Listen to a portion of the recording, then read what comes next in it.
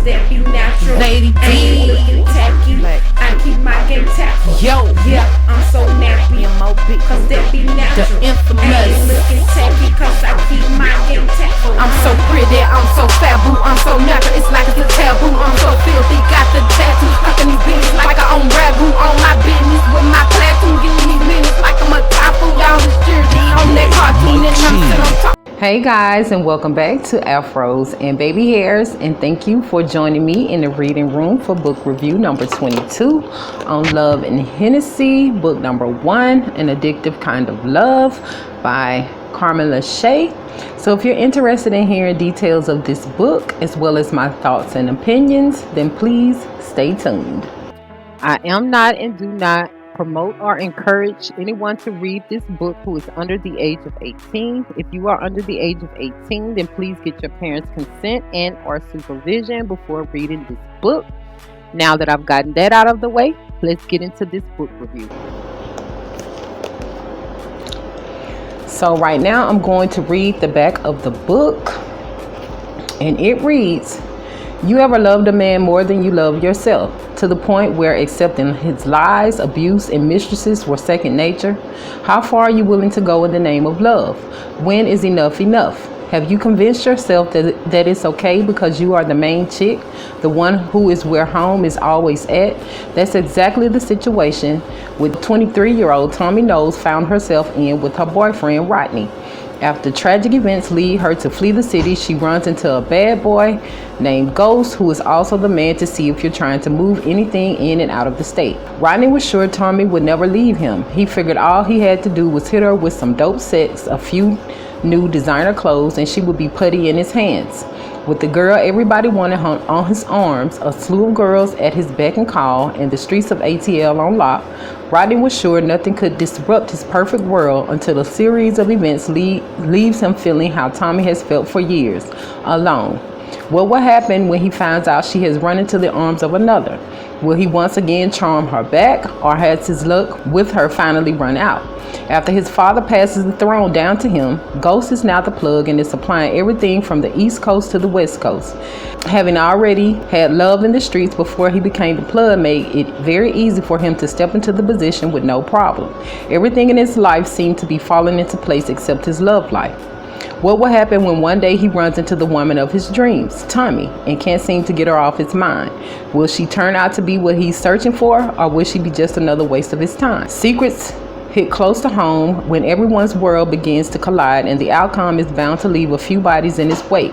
Take a ride with Tommy, Ghost, and Rodney as they find out all is fair in Love and Hennessy.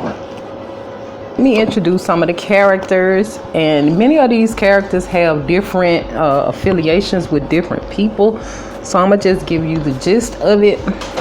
Tommy is a young female college educated girl. She's in an abusive relationship. Her boyfriend is Rodney. He's a dope dealer and a womanizer.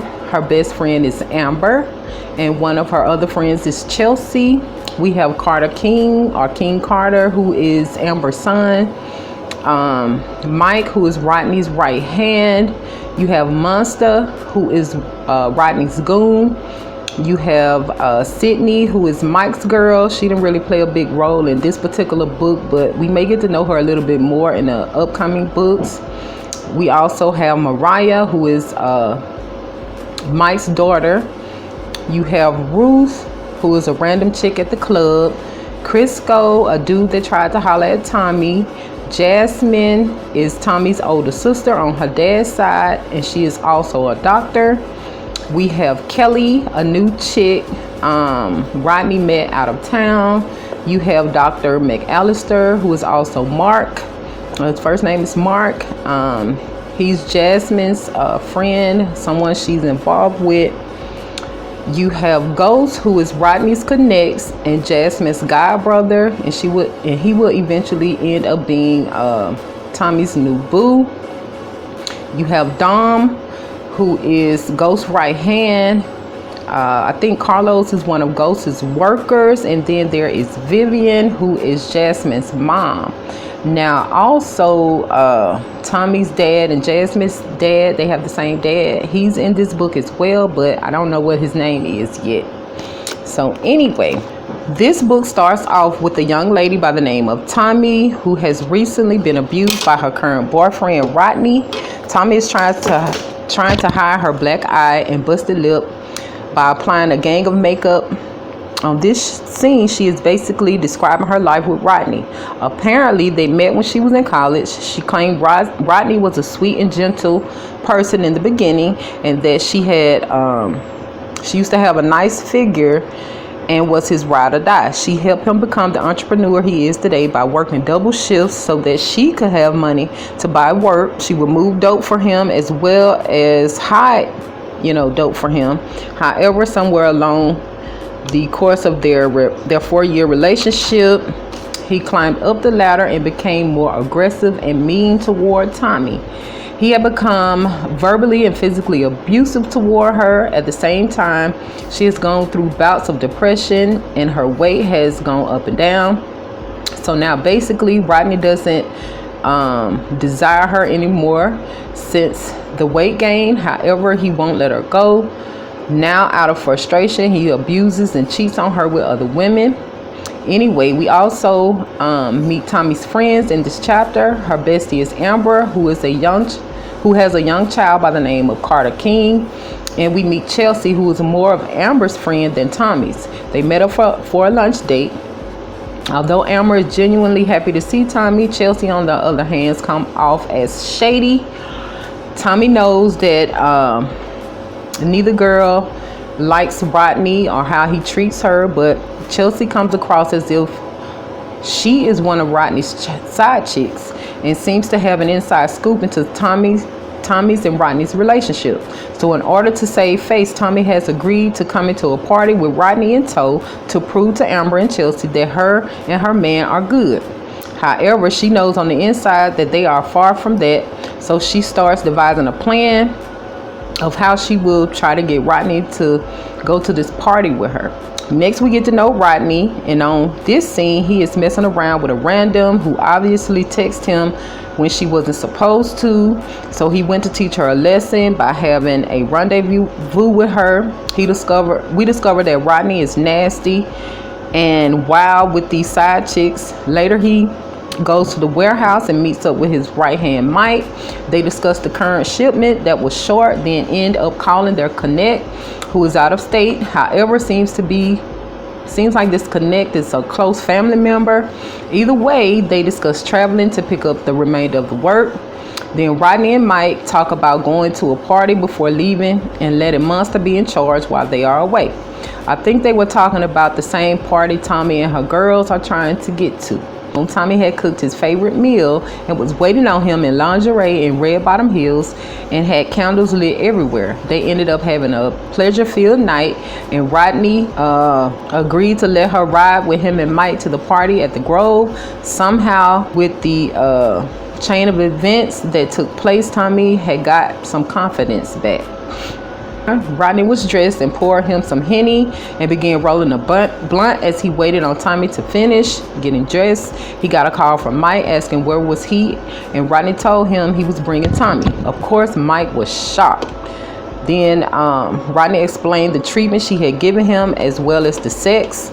A little while later, they were headed to the club. Rodney told Tommy that she looked good, but inside he was disgusted by her weight.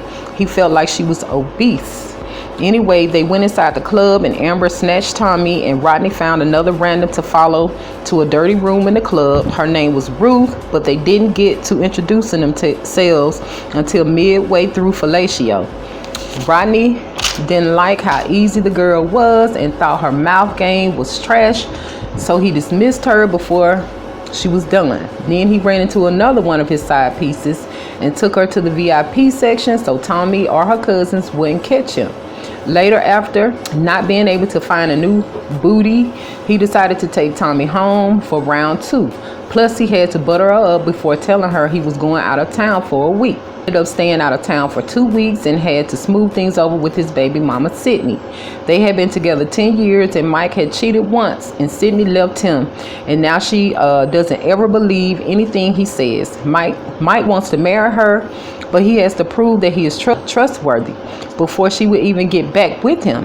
Anyway, they have a daughter together and her name is Mariah. Upon leaving his baby mama's house, Mike got a call from Rodney reminding him to go by the trap. He also let him know that he was going to be out of town for the rest of the month because he was working on a new business venture, and he told Mike not to let Tommy gain any more weight. Mike went to the trap and discovered one of his workers getting top from a girl and killed both of them on sight because Mike was the muscle and he didn't play about his money. He came across Monster, who told him he had to murk 6 of the workers while they were gone. Mike was upset to hear that because Monster did not get their approval before taking those workers out. So Mike demoted Monster. Tommy had not heard from Rodney in almost a month, besides through Mike. She was almost to the point of leaving him, but decided to visit her girl Amber just to get out of the house and get her mind off things. Once she got to Amber's house, who still lived in the hood, a dude by the name of Crisco was trying to holler at her, but Amber opened the door just in time before she responded. However, she did manage to tell the guy she was taken, although it was flattering to know someone thought she still looked good. Anyway, as Amber and Tommy talked, we discovered that Amber had never really let her son talk to his dad because he was in prison, but now she was. We also found out that Tommy had gone through a couple of miscarriages due to Rodney's beatings and abuse. So her losing the babies is a big part of her depression. We also find out that Rodney never wants children by her. Also, during the visit to Amber's, Tommy got a call from her older sister by her dad. They just found each other about 3 years prior on Facebook and have been working to establish a relationship. Tommy also thinks that she is pregnant again and hopes that if she is, that this time will be different. Rodney had been chilling with his cousin Ghost up in New Jersey, who told him that he would be passing the throne to him once he retired. Also, Rodney had met a girl by the name of Kelly, and after spending weeks with her, he decided to make her one of his main chicks. He even decided to purchase a spot in New Jersey for them. He was busy playing house with Kelly when he received some text messages containing pictures of Tommy and some dude together, and just the sight of them made Rodney's blood boil. So he flew back to Atlanta the same night, met Mike at the airport, and then when they got to Rodney's house, Tommy was asleep, but hearing them come in made her grab a bat. Rodney questioned her about the pictures. She told him the truth about what happened at Amber's house. However, he didn't believe her and told her to get out. But when the next picture text came in, it was of her looking at a pregnancy test. He knew then that Tommy was pregnant and told her to get rid of it. However, Tommy told him she would leave, but she wasn't having an abortion. That's when Rodney beat her unconscious, and Mike had to end up taking her to the hospital. But apparently, he just dropped her off at the entrance and kept pushing. A random girl who claimed to have been with Rodney first actually sent him all the pictures. She wanted Tommy out of the way, and she was tired of sharing her man and wished that Rodney would go on and murk Tommy. She also said something about the only children Rodney needed was with her, this random anonymous person. Pointer. Jasmine had been back and forth with her mom about having a relationship with her sister. Jasmine's mom didn't like the idea that Jasmine wanted a relationship with the illegitimate child of her father had while still in a relationship with her. Jasmine's mom had kept her away from Tommy many years until Jasmine realized that Tommy had nothing to do with the affair. Either way, her father was a retired kingpin and had several affairs during his reign. Once Jasmine made it to Atlanta and got reacquainted with Dr. McAllister or Mark, she soon discovered that Tommy was in the same hospital in ICU with 5 broken ribs, a fractured eye socket, a broken arm, was severely dehydrated and still unconscious. Tommy ended up having a dream about a little girl who looks just like her. However, she could not catch up to the little girl in the dream, but kept calling out to her until she was screaming out loud, and it made a nurse come into the hospital room. The nurse ended up giving her meds and putting her out again. Later, when Tommy woke up, the doctor was sitting there and he explained to her condition. He also told her how long she had been out, which was actually 3 days, and that her sister had been by her side for the past 3 weeks waiting on her to wake up. The doctor also told her that she was still pregnant, 11 weeks now, and that the baby was a fighter. Soon thereafter, Jasmine came in the room and asked her who had did this to her, and she admitted that it was Rodney. Jasmine made a plan to get Tommy out of Atlanta and move her to New Jersey. Of course, Tommy was reluctant at first because she wanted to stay around her friends and her mom, but Jasmine reminded her that none of those people came to see her in those 3 weeks she had been in the hospital. And when she went to get some of Tommy's belongings from Rodney's house, she spotted him out with a brown-skinned girl on his arm, and she took pictures. So she showed the pics to Tommy so she could get it through her head that Rodney didn't care about her and had moved on. Even though Tommy believed in her mind that Rodney wouldn't hurt her, the further she got along in her pregnancy, Jasmine had to remind her of the last time Rodney beat the baby out of her. The baby was big enough for them to know the sex, so her being further along would not matter to him. Jasmine had viewed Tommy's medical history and knew that Tommy had been suffering these abuses for years. She threatened to tell their dad about it as well, and also his godson, Ghost. Rodney had sent Mike to the hospital to bring flowers and a card and the keys to a new whip to Tommy, to only find out that she had been gone for a week. Rodney wilded out about her for a minute. Even killed the dude for asking him why was he worried about someone he claimed not to care about.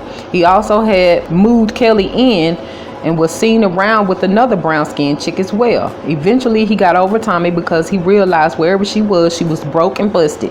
He said he was going to burn her things and cut up her credit cards. Plus, he had already found her replacement. Ghost is a businessman as well as a drug dealer who has recently been handed the throne. He is basically Tommy and Jasmine's dad's godson. Their fathers were best friends, but Ghost's dad died earlier on, but he always wished to hand the throne down to his son. So to keep his best friend's wishes, when Tommy's dad retired, he handed the organization to Ghost. Ghost ran into Tommy at the bank. He didn't know who she was, but admired her body and was there to have her back when the security threatened to have her kicked out after they told her that her accounts were frozen. Later, Jasmine called and asked Ghost could he check on her or check in on her baby sister from time to time because she didn't want her alone while she was out working. Reluctantly, he agreed, and then when he went to check on Tommy, she didn't know he had a key and had come in as she was cooking with nothing on but a towel with the music blasting. He startled her when she did look up and her towel fell. However, she peed on herself because Ghost had a gun pointed at her, but quickly put it away as he admired her beauty and rushed to help her get her towel back on. He thought Tommy was a little cuckoo as well. Jasmine had given Tommy one of their dad's credit cards and she had got $20,000 worth of necessities. She started taking classes online and was adamant about looking for work in an apartment. She wanted to be able to take care of herself and her baby and didn't want to be a burden on Jasmine. It was time she learned to take care of herself since Rodney never allowed her to do that. Plus, she knew she had to be strong for her baby. After Ghost came in and caught Tommy dancing and cooking in nothing but a towel. After he put his gun away, he helped her with the towel. She went to clean herself up and then they got reacquainted. Jasmine told her that he was coming, but she had forgot about it and thought he was actually someone Rodney sent to kill her. Tommy and Ghost ended up eating together, and later she explained to him why she was so afraid and jumpy. Ghost was upset because of what he was hearing, but he wanted Tommy to get it all out. Eventually, Ghost offered her a position with his organization and also to be his personal cook. He promised to pay her $800 a week and she could start the next day. She got his address and phone number, then he left. Tommy thought he was handsome and he made sure to tell her that he wasn't Rodney and didn't think she was fat. Ghost and Dom were chilling at Ghost's house, and Dom noticed how Ghost was peeking at Tommy and not paying him any attention. He also tried to say something slick by saying he wanted to get with Tommy, and Ghost got upset. However, he tried to play it off and they decided to go to one of his strip clubs, only for Ghost to end up having to whack a stripper because she lured him into a private room to rob him. They made it back into town and noticed how cozy Ghost and Tommy had gotten. She was happy they were getting along. Anyway, everyone was meeting up at their dad's and Jasmine's mom's estate. Tommy had never formally met her dad. Anyway, Ghost and Dawn were there too. When Jasmine and Tommy arrived, Vivian, Jasmine's mother, didn't speak to Tommy. Later at dinner, their dad acknowledged his grandchild by saying he was going to set up a nursery for it so that when it was over there, it would have a room. That's when Vivian made a choking sound. Later, we find out that Jasmine secretly had a crush on Dawn, even though he was really not her type, and vice versa. Anyway, once it was time to eat, Tommy fixed Ghost's plate as usual. Her dad told her it was nothing wrong with catering to a man, but Vivian rebutted and said also keeping your legs closed and not jumping from man to man is another one to have. Then the dad got upset with Vivian for talking to Tommy like that. He told her she would go before Tommy does. He said the biggest regret he had was letting Vivian dictate his involvement with his child.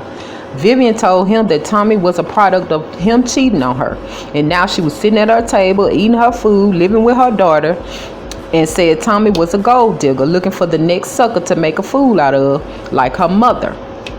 Tommy turned around and told her she was never a hoe, never used a man for anything, and that her baby daddy was the only man she had ever been with, and they started off grinding together. Tommy said that she didn't ask anybody for anything since she had been there and doesn't have her hand out. She says she is pregnant, yet she goes to work every day to make sure her child is okay, even if she doesn't feel like getting out of bed, because she would rather work than getting handouts.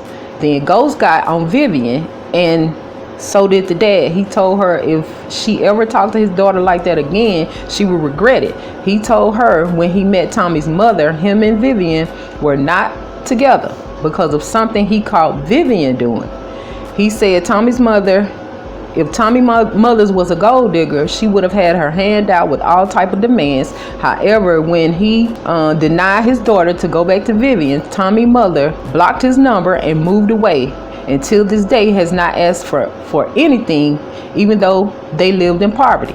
He told Vivian to fix this mess she caused with Tommy, or she was going to get the boot.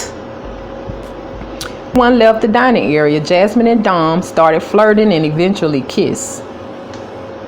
He ended up at a Waffle House. They talked for a minute, and then Ghost told her that he liked her. He wouldn't allow her to order Dr. Pepper because he felt it wasn't good for the baby. He later sat beside her and felt the baby kicking, something he had never felt before. He had told her earlier that she needed to be stronger and confident and never let anybody see her sweat, and that he could be her voice when she couldn't speak and her strength when she felt weak. After Waffle House, he went to Jasmine's house with her and stayed the night. He rubbed Tommy's legs and feet, and they ended up laying in the same bed together. After she fell asleep, Ghost woke her up with a surprise. The next day, they went to the doctor's appointment hand in hand, and they saw Tommy's little girl on the sonogram and verified she was a girl. They also heard her heartbeat on the monitor. When Ghost laid eyes on the baby girl on the sonogram, he declared then that she was his baby and that she would not grow up fatherless. Later, they went to view some apartments Tommy found on Craigslist. Ghost knew that they were hood when she said she found them on Craigslist and tried to tell Tommy, but she didn't believe it until they got there. Although they were not what she expected, she vowed to use it as motivation to work hard so that she could eventually move to something better. Tommy ended up calling her best friend Amber, and Amber screamed and shouted, and they talked for a few weeks, smoothing things over and catching up. Ghost ended up going out of town, but he sent gifts every day and had a personal driver to drive Tommy around because he didn't trust Uber drivers. Tommy had begun to see a therapist while Ghost was gone so that she could work on her confidence and self-esteem.